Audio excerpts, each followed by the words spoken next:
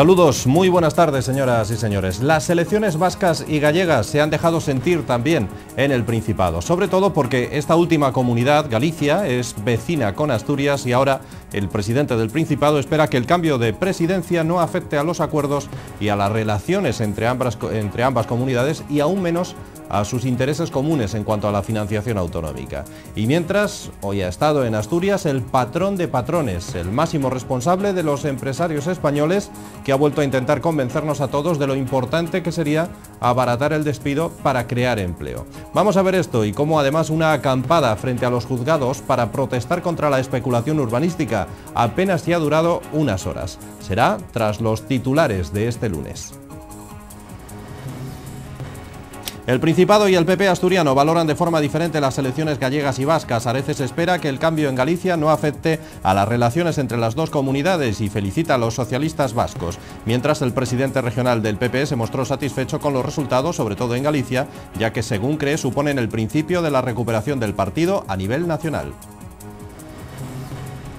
El presidente de los empresarios españoles afirma en Oviedo que los sindicatos tendrán que convencerse de que la propuesta de la patronal en cuanto a la reforma laboral para salir de la crisis es la más adecuada, ya que afirma son los empresarios los que crean empleo. Además, lanzó un mensaje al Ejecutivo de Zapatero para poner en marcha medidas que permitan a España salir reforzada de la crisis. La Policía Nacional desaloja en solo unas horas al representante de la Asociación de Vecinos y Amigos de Llanes, que había instalado esta mañana una tienda de campaña en los juzgados para iniciar una huelga de hambre después de que el Ayuntamiento de Llanes le pida 2 años y 5 meses de cárcel y la Fiscalía 8 meses por estas imágenes que están viendo, por enfrentarse, dice, a la especulación urbanística en Llanes. 2 meses y medio después de la nevada que dejó bloqueados a centenares de personas en el Huerna y sin que se hayan depurado responsabilidades, la viceconsejera de Seguridad afirma que el Principado no activó el Plan Territorial de Protección Civil en la nevada de la AP66 porque no se apreció riesgo para las personas. Un Sporting sin chispa cayó ayer por 0-1 ante el Mallorca en el Molinón. Los rojiblancos suman así su cuarta derrota consecutiva y se acercan peligrosamente a las posiciones de descenso, de las que solo les separan ya 2 puntos.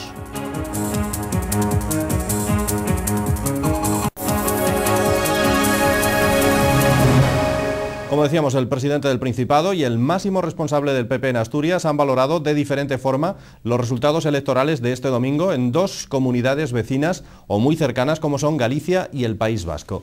El presidente regional se ha centrado sobre todo en Euskadi, elogiando el aumento de votos del candidato socialista Patxi López, y de Galicia ha valorado el trabajo y la colaboración con Asturias del socialista Emilio Pérez Touriño, que esta mañana ha presentado su dimisión al frente del PSOE gallego, y además ha dicho Areces que espera que las buenas relaciones entre vecinos no cambien con el nuevo presidente. Desde el PP, Ovidio Sánchez celebró los resultados electorales de su partido, tanto en Galicia como en el País Vasco, y dijo que suponen el principio de la recuperación del partido a nivel nacional. El PNV, bien ha tenido un importante resultado, pues ha perdido capacidad de alianza con otras fuerzas nacionalistas y por tanto se abre una expectativa, yo diría, apasionante, porque lo que allí vaya a suceder no solamente va a ser muy importante para Euskadi, sino muy importante para España. Y en Galicia, pues ha habido una alternancia que es propio de la democracia. Los ciudadanos han otorgado nuevamente al Partido Popular la responsabilidad de gobierno al alcanzar la mayoría absoluta. Aun cuando falta el recuento de migrantes, sin duda el triunfo del Partido Popular es claro, y así lo ha reconocido el Partido Socialista en Galicia y el Partido Socialista en España. Nosotros lo primero que tenemos que hacer es felicitar al Partido Popular por ese triunfo democrático, felicitar al que va a presidir la Xunta de Galicia, Núñez Feijóo, y decirle, como presidente del Gobierno de Asturias, del Principado de Asturias también, que vamos a mantener las mejores relaciones institucionales con la comunidad vecina. Cuando ya llevamos más de 30 años, o estamos cerca de los 30 años, no solo de Constitución, sino de gobiernos autonómicos, yo creo que es la primera vez que los partidos nacionalistas pierden peso.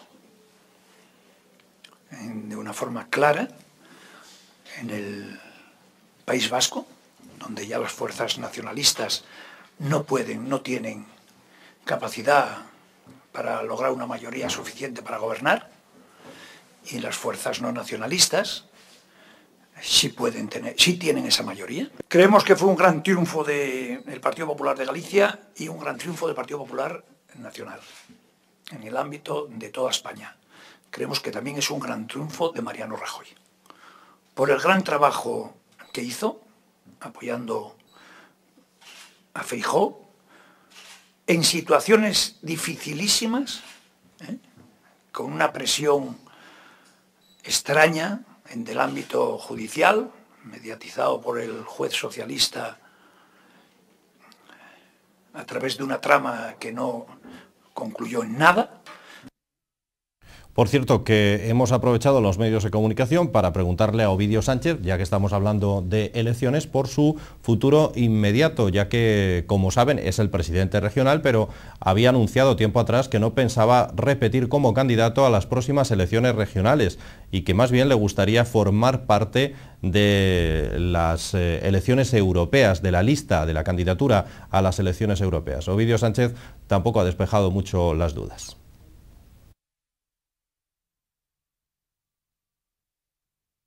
Yo estoy en disposición de trabajar en este partido como lo vengo haciendo los últimos 26 años, ¿no? Yo creo que todos estaremos en disposición de hacer lo que nos pida el partido. En política se escogen muy pocas cosas. A mí nunca me tocó escoger. No sé si alguien escogió, pero a mí nunca me tocó escoger.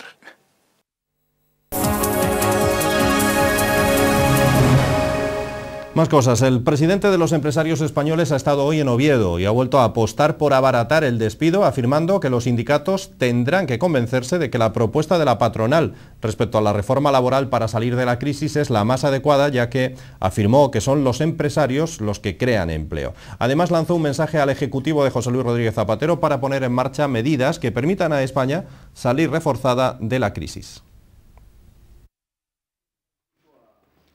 El presidente de la COE, Gerardo Díaz Ferrán, ha asegurado en Oviedo que los sindicatos tendrán que convencerse de que la propuesta de la patronal respecto a la reforma laboral para salir de la crisis es la más adecuada, ya que afirmó que son los empresarios los que crean empleo y por tanto son los que saben qué condiciones hay que poner para que las empresas contraten a los trabajadores y para que las mismas puedan aumentar y crecer sus plantillas. Sobre las diferentes medidas incluidas en la hoja de ruta que ha propuesto la patronal, Gerardo Díaz manifestó que la reforma estructural del mercado laboral en España no solo la considera necesaria la patronal, sino que también lo dice el Fondo Monetario Internacional, el Banco Mundial o la Comisión Europea. No queremos abaratarles el despido a esos señores para nada.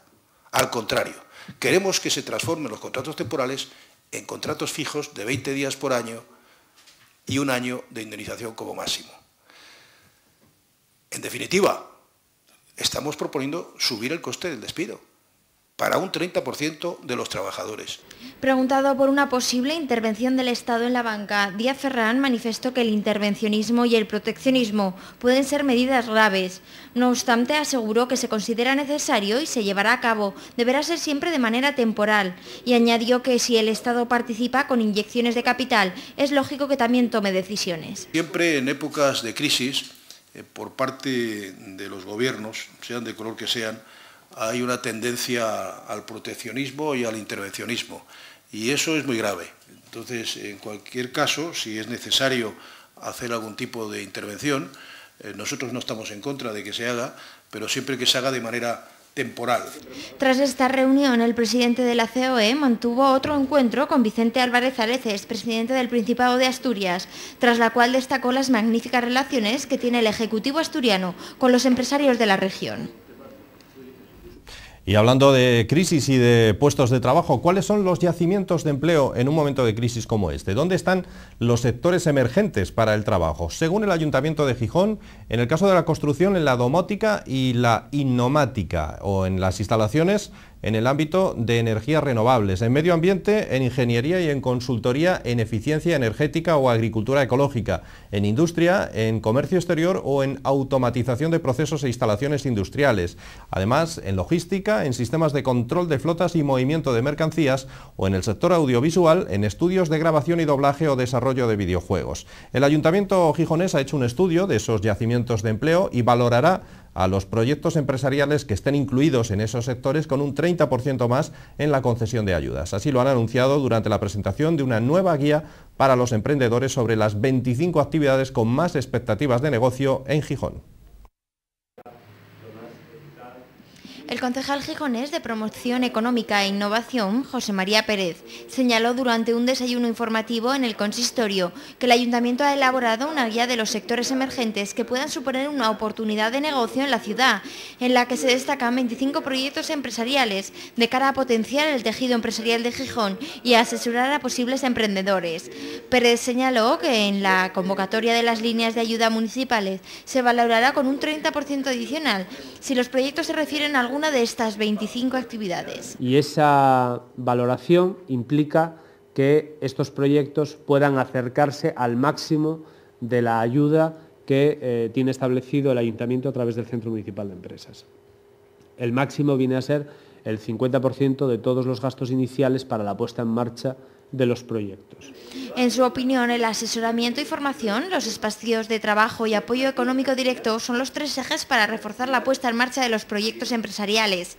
Además, añadió que en el estudio de ampliación del parque científico y tecnológico se analizará qué otros sectores pueden generar actividad en la ciudad, ya sea para instalarse allí o en otro equipamiento público. Lo que estamos es desarrollando una serie de equipamientos adecuados para que en cualquiera de los sectores de actividad puedan disponer de una oferta de alojamientos públicos adecuados para que esa actividad funcione.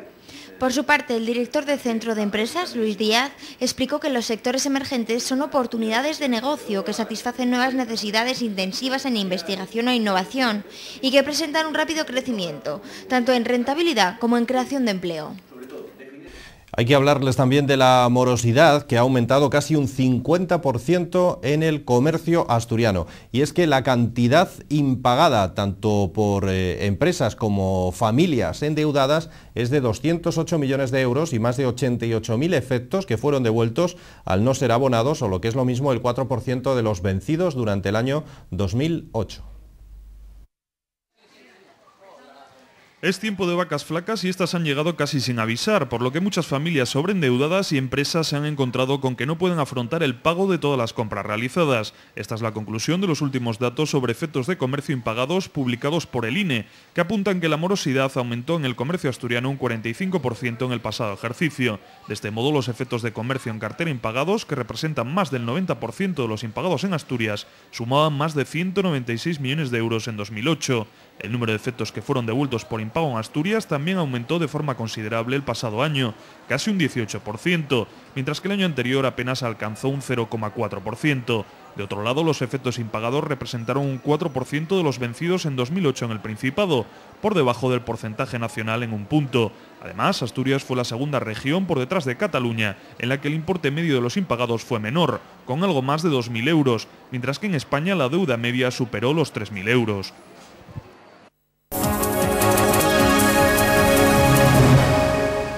El secretario de la Asociación de Vecinos de Llanes, Domingo Goñi, ha sido desalojado por la policía de la acampada que había montado a las puertas de los juzgados de Oviedo, donde además tenía previsto mantener una huelga de hambre. La acampada, por tanto, solo le ha durado unas horas y con ella Goñi pretendía protestar contra los 2 años y medio de cárcel que le solicitan por los hechos acaecidos en el Pleno de Llanes en septiembre del año 2005. En ese momento, Goñi se presentó en este pleno para protestar contra el Plan General de Ordenación Urbana del Concejo, de donde fue desalojado. Un plan que después fue rechazado por la propia justicia y así quería protestar también contra la especulación urbanística en este municipio. El juicio va a ser el 16 de este mismo mes. Domingo Goñi acudió al pleno del Ayuntamiento de Llanes del 2 de septiembre del 2005 en el que se aprobaría el plan parcial de la tala, con una camiseta en la que se podía leer la tala ilegal. Por ello fue combinado por la alcaldesa quitarse o cubrir la camiseta. Así lo hace, pero cuando se va a proceder a la aprobación del plan, vuelve a descubrírsela. En ese momento la policía local procede por orden de la primera edil a expulsarla del pleno. Por esos hechos, el Ayuntamiento de Llanes le pide 2 años y 5 meses de cárcel. El juicio tendrá lugar el próximo 16 de marzo y hasta esa fecha el secretario de la Asociación de Vecinos de Llanes ha decidido llevar a cabo una huelga de hambre ante la Audiencia Provincial de Oviedo. Protestar por esta situación que se está produciendo de un procedimiento, primero, que no es derecho, no hay derecho a que se haga un procedimiento de esas características. 2, que no se puede echar a un ciudadano de un pleno porque lleva una camiseta, porque miles de españoles en todos cientos de ayuntamientos y de plenos del Parlamento llevan pancartas, llevan camisetas y a nadie lo echan. Y 3, que es que no se puede permitir que a estas alturas se esté juzgando a quien denuncia toda esta basura. Goñi señaló que no se persiguen los grandes delitos de especulación urbanística y contra el medio ambiente, pero sí a quienes se oponen y denuncian las ilegalidades. El secretario de Aval apuntó que la zona conocida como La Tala se vendió en 1992 por 300 millones de pesetas y en 2008 su precio pasó a ser de casi 8.000 millones. Una gran parte de la crisis económica viene precisamente de estos abusos urbanísticos, de esta especulación salvaje. Para que os hagáis una idea, La Tala se vendió en el 92 por 300 millones de pesetas. Ahora se ha vendido por 7.900 millones de pesetas. Es que eso es una salvajada. Eso no se puede tolerar. Y quien denuncia ese asunto tiene que ser juzgado. El grupo extraparlamentario Izquierda Republicana ha pedido al alcalde de Grado que paralice las obras de ampliación de 24 hectáreas de la cantera de Llera, una ampliación que dicen afectaría a una gran parte de terreno protegido medioambientalmente en este concejo, en el de Grao. Esta actuación, dicen, va en contra de los intereses de los ciudadanos, además de causar daños irreparables al medio ambiente.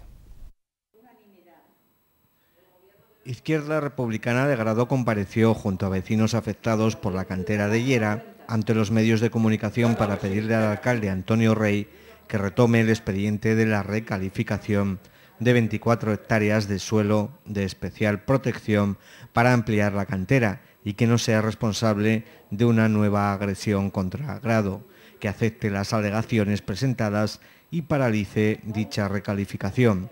Fernando Romero, portavoz de Izquierda Republicana en Grado, destacó que en este municipio vamos para atrás en vez de imitar a ciudades modernas y a la cabeza del desarrollo, en donde la calidad de vida de los ciudadanos es lo primero. Aquí aprobamos dar más a las industrias contaminantes y destructoras del patrimonio natural. La ampliación de una cantera, en este caso, va a suponer una recalificación urbanística de 24 hectáreas, que viene a ser como 24 campos de fútbol. Si tenemos en cuenta que un campo de fútbol mide por ahí una hectárea.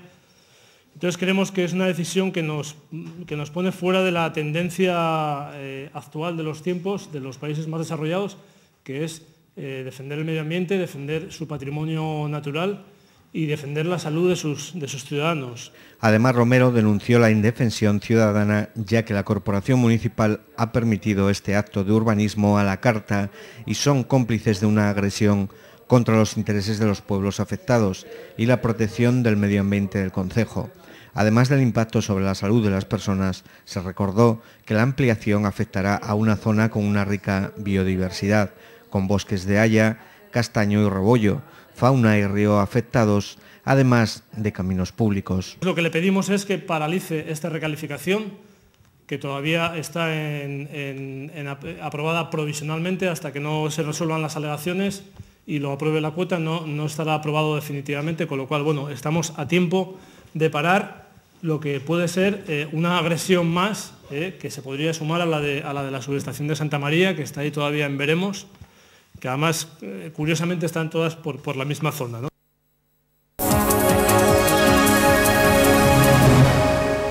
Los trabajadores del Hospital de Arriondas están dispuestos a llevar a cabo movilizaciones contra la sanción de suspensión de empleo y sueldo de un mes que la dirección del Hospital Grande Cobián ha interpuesto a la presidenta del Comité de Empresa, Dolores Colunga, como consecuencia de una falta, dicen, muy grave. Colunga realizó unas declaraciones a los medios de comunicación en las que advertía de algunas deficiencias, por ejemplo, que no había morfina en el hospital. Los trabajadores han convocado movilizaciones frente a la Junta General del Principado todos los jueves. El Comité de Empresa interpreta esta sanción como un castigo a la libertad sindical y a toda la plantilla del hospital. De momento han recibido el apoyo de la mayoría de los trabajadores del hospital, ya que 250 de los 295 profesionales de este hospital han estampado su firma para mostrar su malestar y rechazo a las decisiones tomadas por la gerente. Por su parte, la dirección del Hospital de Arriondas explica que esta sanción es la mínima recogida en el convenio colectivo porque la doctora ha reconocido haber cometido una falta grave.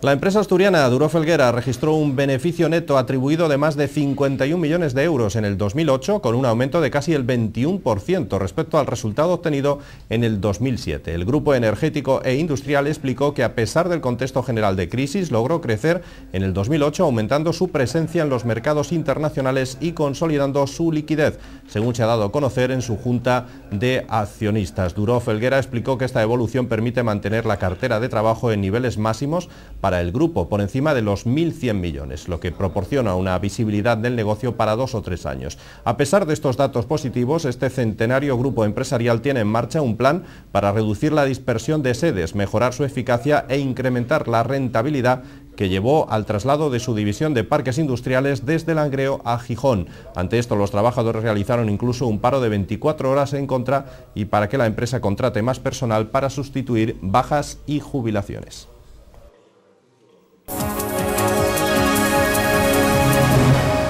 Las capturas de pescado subastadas en los puertos asturianos aumentaron en el mes de enero un 15,2%, pese a los temporales que mantuvieron a la flota en numerosas ocasiones amarrada a puerto y pese al paro biológico al que se acogió un número importante de embarcaciones de bajura. Los pescadores denuncian que estas capturas, a pesar de ser más cuantiosas, se pagaron a la baja, algo que sin embargo no nota el bolsillo de los consumidores a la hora de comprar pescado en el mercado. El pasado mes de enero se subastaron más de 1 millón de kilos de pescado en Asturias, frente a los 945.000 correspondientes al mismo mes de enero de 2008. En cambio, las cotizaciones fueron más bajas este año que en el pasado, ya que el importe de la pesca vendida en las lonjas de Asturias ascendió el pasado mes de enero a poco más de 3 millones de euros, frente a los más de 3.362.000 euros de hace un año, lo que representa una caída del 8,5%. Avilés ha concentrado el aumento de capturas de pescado, ya que ha sido prácticamente el único puerto que ha experimentado un aumento en la subasta que ha alcanzado el 48,5%. El resto de puertos experimentaron un descenso en la subasta de pescado, entre ellos Gijón, en el que cayó la venta a un 43,1%. Esta misma tendencia se refleja en puertos como Llanes o en el occidente asturiano, en Puerto de Vega, en el que se subastó un 71,8% menos de pescado. Este descenso se debió, según la propia consejería, en buena medida al paro biológico, desarrollado en este año 2009, al que se acogió una parte importante de la flota de bajura. El Gobierno del Principado ya tiene concluido el estudio elaborado sobre el aprovechamiento de la energía de las olas en Asturias, promovido por la Fundación Asturiana de la Energía. La intención del Ejecutivo es presentarlo públicamente el próximo día 9 de marzo. Si se pudiera aprovechar esta energía, Asturias tendría un filón energético muy importante. El estudio, de gran complejidad, según indicaron desde la Dirección de Energía del Principado, evalúa el potencial de aprovechamiento de la energía de las olas en la costa asturiana y determina las potenciales localizaciones para el óptimo aprovechamiento de este recurso. En el mismo se delimitan zonas y lugares factibles para ubicar estas tecnologías, por lo que fue necesario trabajar con los diferentes departamentos implicados, ya que se mezclan competencias múltiples. 2 meses y medio después de la intensa nevada que dejó bloqueados centenares de automóviles y de personas en la autopista de peaje del Huerna, sin que se hayan establecido aún sanciones al respecto a la empresa propietaria Aucalsa, ni se hayan depurado responsabilidades, el tema vuelve a ser debatido en la Junta General del Principado. La viceconsejera de Seguridad ha afirmado que el Principado no activó el plan territorial de protección en la nevada porque no se apreció que hubiera riesgo para las personas. Como se recordará, fue necesaria incluso la intervención del Ejército para rescatar a las personas atrapadas por la nieve. La viceconsejera de Seguridad, Teresa Ordiz, ha tenido que dar explicaciones sobre uno de los sucesos más lamentables en los últimos años en el Huerna, al quedar atrapados centenares de automóviles en la autopista de peaje A66. El viceconsejero señaló que la decisión de activar el plan ante las nevadas invernales no depende de los técnicos y profesionales que tiene el Principado, para los que reclamó un respeto. La viceconsejera reconoció que a lo largo de los días 13, 14 y 15 de diciembre se recibieron un total de 10.690 llamadas, es decir, una media de 3.526 al día, por las nevadas y los efectos que éstas estaban causando en las carreteras. Sin embargo, desde el PP dicen que durante determinadas situaciones de viento, nieve y lluvia, el plan antinevadas no se puso en marcha, algo que tiene consecuencias muy graves para los ciudadanos. También la diputada de Izquierda Unida, Bloque por Asturias Los Verdes, que casualmente fue una de las usuarias que quedaron atrapadas en la citada nevada, reconoció que sería necesaria una mejor coordinación entre administraciones que comparten carreteras y autopistas. Además dijo que el Principado debería haber dado un toque a la empresa privada concesionaria de la AP66, Aucalsa, porque no estuvo a la altura de las circunstancias. A esta empresa se le abrió un expediente para estudiar posibles sanciones del que no se ha vuelto a saber nada.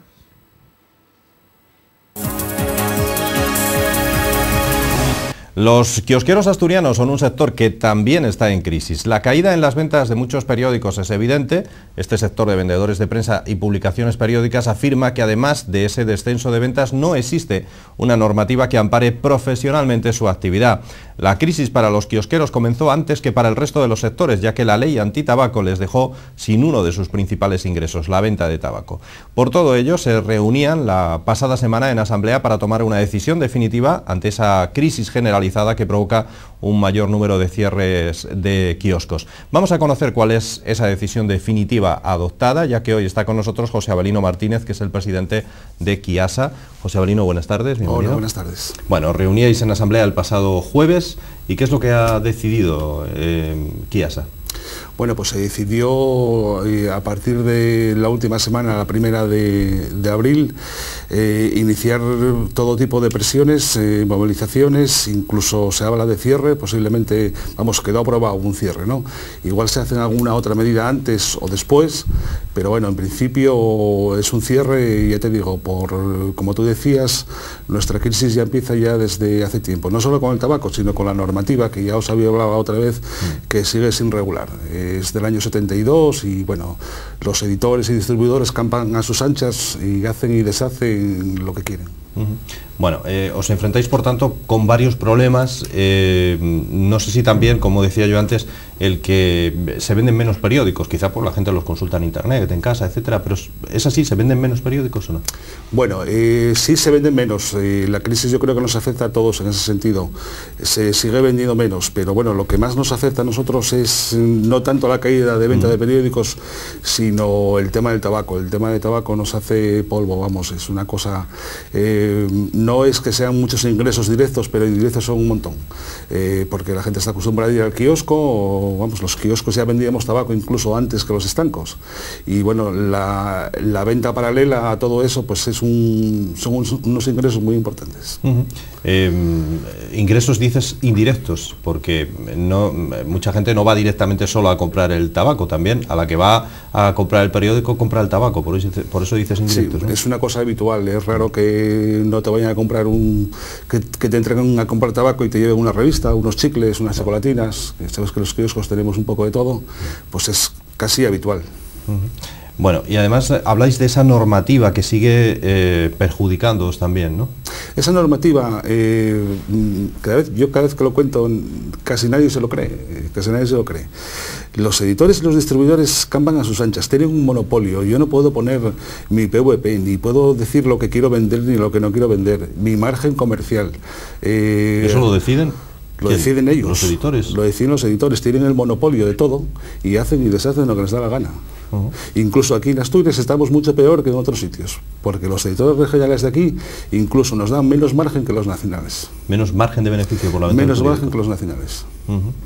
Bueno, ¿y eso cómo creéis que se puede remediar? Pues estamos viendo que aquí todo el mundo se regula, a todo el mundo regulan, menos a nosotros. Nosotros seguimos manteniendo contactos con el Ministerio, incluso con gente de Moncloa. Están en ello, no acaba de solucionarse. La última reunión fue el viernes pasado, un día después de la Asamblea. Parece ser que las intenciones son buenas, pero nosotros, si no se arregla esto en un mes, se va a hacer todo tipo de movilizaciones, cierre y lo que haga falta. Iba a preguntarte eso, ¿cuándo sería el paro? ¿Cuándo llevaréis a cabo movilizaciones? ¿En un mes más o menos? Entre la primera semana y la segunda semana de abril. ¿En Asturias han cerrado ya kioscos?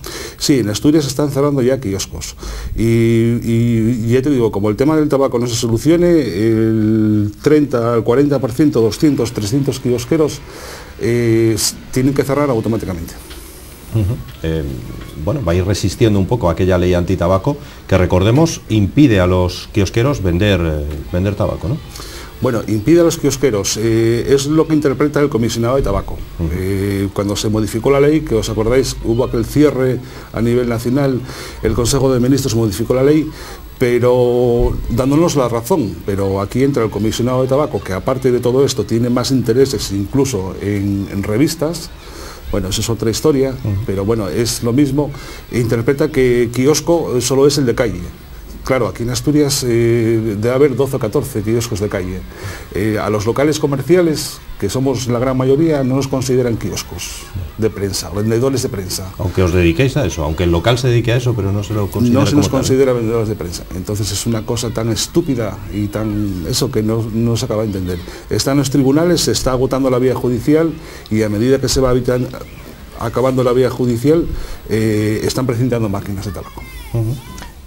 Había una reunión, decíamos, el jueves, y también en Madrid el fin de semana se reunía la Confederación o la Federación de Kioscos, ¿no? Sí, nosotros pertenecemos a la Confederación, que es la mayoritaria en España, que es la Confederación de Vendedores de Prensa, COVEPRENS, y lo mismo que decidimos nosotros en la Asamblea, ellos lo van a trasladar este mes a sus asambleas provinciales y bueno, con la decisión esa de todo tipo de medidas, incluso un día de cierre, que eso ya nos tendríamos que poner de acuerdo, por eso no te sé decir la fecha exacta, pero estaría en la primera o la segunda semana del mes de abril.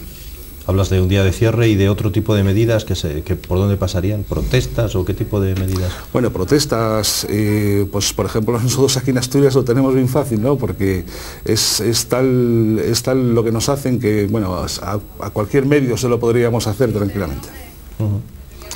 Bueno, pues lo que deseamos es que las negociaciones que en estos momentos están en marcha eviten que dentro de un mes, como decíais, haya que acudir a medidas más drásticas, ¿no? Hombre, yo siempre tengo la esperanza de que se solucione, porque bueno, lo otro sería, no sé cómo decirte, mejor que se solucione hablando las cosas. Es un tema muy complicado porque los kioscos, fíjate, estábamos hablando de la última reunión que tuvimos, tienen que entrar 3 ministerios, entra comercio, entra la ley de prensa, entra un montón de cosas, entonces es complicado.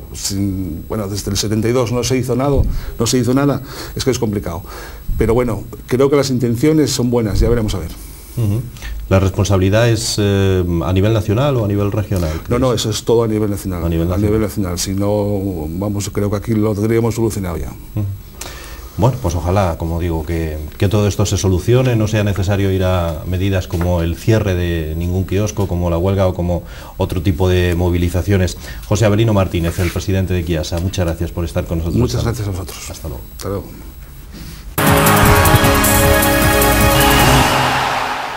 Estamos ya en el tiempo de deportes y abrimos esa información deportiva hablando del Sporting, que no vivió precisamente el domingo uno de sus mejores días. Un Real Sporting que cosechó ayer una nueva derrota ante el Mallorca por 0-1 en el Molinón. Los rojiblancos se mostraron faltos de ideas en ataque y nerviosos en la defensa. Así las cosas, el colchón de puntos con el que contaban y con el descenso es ya de tan solo 2 puntos. El Sporting solo ha ganado uno de los últimos 7 encuentros, lo que le sitúa en una posición muy delicada y convierte el partido del próximo domingo en el campo de los Osasuna en una auténtica final. Manolo Preciado afronta ahora la tarea de recuperar anímicamente a sus jugadores tras la derrota encajada frente al Mallorca, que ha dejado muy tocada a la plantilla, que ve como sus rivales en la lucha por la permanencia le han recortado 8 puntos y le implican directamente en eludir el descenso. Ante los bermellones, el Sporting apenas creó ocasiones y las que tuvo no supo materializarlas. Quien sí acertó fue el venezolano Arango, que marcó uno de los goles de la jornada, una falta directa que se coló por la escuadra de la Fuente, sin que el portero vasco pudiera hacer nada para evitarlo. Preciado reconoció que se perdió un partido muy importante, pero también aseguró que su conjunto está acostumbrado a la presión y considera que reaccionará a tiempo. Fundamental es que el equipo lo ha intentado, sí que es cierto que necesitamos volver a coger un tono de chispa y alguna cosita, pero lo cogeremos rápido porque estamos muy acostumbrados a vivir situaciones límites y nada, lo que hay que hacer es seguir. Esto se aprieta como ya cabía esperar, pero este equipo es bravo y este equipo va a tirar para arriba seguro. Las ausencias de Neru, Matabuena y Carmelo se dejaron notar ante los baleares, pero los 3 jugadores evolucionan bien de sus lesiones y es probable que estén a disposición del técnico ya para la próxima jornada, mientras que parece más problemática la vuelta de Canella, quien podría padecer una rotura fibrilar que le dejaría fuera del equipo varias semanas. Tras el entrenamiento regenerativo de esta mañana, la plantilla descansará el martes para volver a los entrenamientos el miércoles. El Sporting estará respaldado en el Reino de Navarra por un buen número de aficionados, a pesar de que el conjunto navarro no envió entradas para su venta en Gijón, pero son muchas las peñas que tienen programado el viaje. Seguimos en capítulo futbolístico para centrarnos ahora en la tercera división y en el Real Oviedo. Los azules sumaron una nueva victoria en esta ocasión ante el Astur por 0-1. El gol de los de Raúl llegó a falta de un minuto para la conclusión del choque, pero de todas maneras el conjunto azul ya había dispuesto de numerosas ocasiones con anterioridad, por lo que el resultado puede considerarse justo. El Real Oviedo venció por la mínima al Astur en el campo del Hermanos Llana gracias a un certero cabezazo de Ales en el minuto 89. El madrileño, que en la segunda mitad sustituyó a Diego Cervero, remató un saque de esquina botado por Jaime y otorgó el 24º triunfo de los de Raúl González. El guión del encuentro fue el mismo que se lleva repitiendo a lo largo de la temporada. El Astur, al igual que el resto de rivales a los que se enfrentan los azules, planteó un esquema defensivo en ocasiones con todos sus jugadores por detrás del balón y buscaba aproximarse en acciones de contragolpe a la portería de Iván. Así la iniciativa en el juego volvió a ser del Oviedo. Los de Raúl estuvieron atascados en la primera mitad, pero en la segunda dispusieron de ocasiones suficientes para decantar el encuentro a su favor antes de llegar a ese último minuto de juego. En definitiva, nueva victoria con la que ya eleva la cifra a 24 triunfos en la presente temporada y aumenta a 21 los puntos de ventaja sobre el segundo clasificado. Y cerramos la información deportiva ya hablando de Fórmula 1 porque Fernando Alonso inicia mañana la recta final de preparación de la temporada en Jerez. El piloto asturiano quiere confirmar los progresos que el Renault 29, el R29, mostró hace 10 días en sus manos. Las 5 jornadas de test en Jerez son consideradas como vitales. Al estar prohibidos los ensayos durante la temporada, hay que solucionar todos los problemas ahora, ya que tras estos ensayos solo quedarán los de la semana siguiente en Barcelona y los finales en Jerez antes de poner los coches en el avión rumbo a Australia. En otras palabras, se acaba el tiempo. Hay que identificar los posibles problemas, las áreas de mejora para tener las piezas listas y validarlas en los próximos 15 días. Pocas veces la Fórmula 1 ha tenido que trabajar tan a contrarreloj como esta temporada. Los test de esta semana son esperados con impaciencia por todos, ya que por vez primera, con la excepción de Toro Rosso, estarán todos los coches en pista. Hasta la fecha, salvo en Portimao, pero eran los primeros test y se estaban los preliminares, se han ido evitando unos en Jerez y otros en Bahrein. Ello hará posible que todos puedan hacerse por fin una idea de cuál es su nivel con respecto a los competidores. Alonso, que rodará martes y miércoles, podrá fijarse en los Ferrari, McLaren y BMW, a priori los favoritos, y también observará con atención a Toyota, que brilló en Bahrein, para intentar adivinar cómo está en relación a ellos. Serán jornadas intensas. En Renault parecen haber completado la base aerodinámica y la adaptación del coche a las gomas, y ahora llega el turno del KERS, el nuevo sistema que ya ha dado muchos quebraderos de cabeza a Ferrari.